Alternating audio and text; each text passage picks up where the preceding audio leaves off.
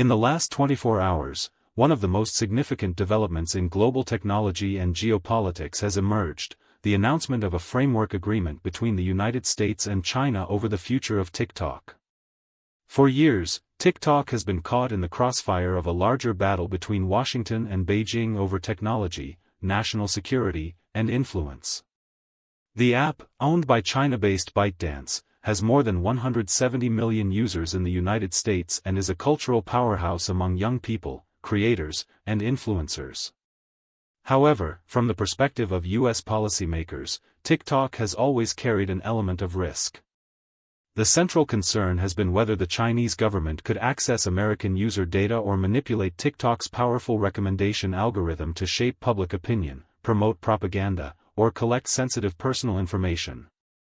These fears reached their peak earlier this year when the U.S.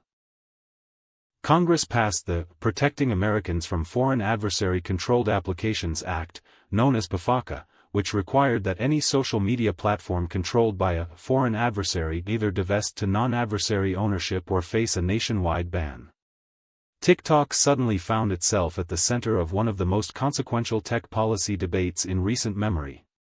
This week, after a series of high-level meetings in Madrid between U.S. and Chinese negotiators, the two sides announced a framework deal that could shape the app's future in America. According to reports from Reuters, AP News, and The Guardian, the agreement outlines a pathway for TikTok to continue operating in the United States, provided that its ownership structure shifts to comply with U.S. law. While many of the commercial details remain confidential, what is known so far suggests that ByteDance is prepared to divest part of TikTok's U.S.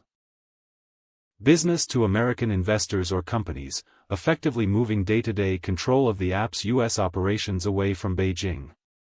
At the same time, there are hints that China has secured certain guarantees regarding Chinese characteristics of the platform, though what exactly this means remains vague.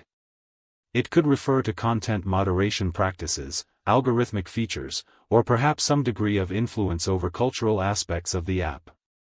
The details will matter enormously, but even the outline of such an agreement represents a major shift in the trajectory of the U.S.-China tech rivalry. For Washington, this framework is being presented as a victory for national security.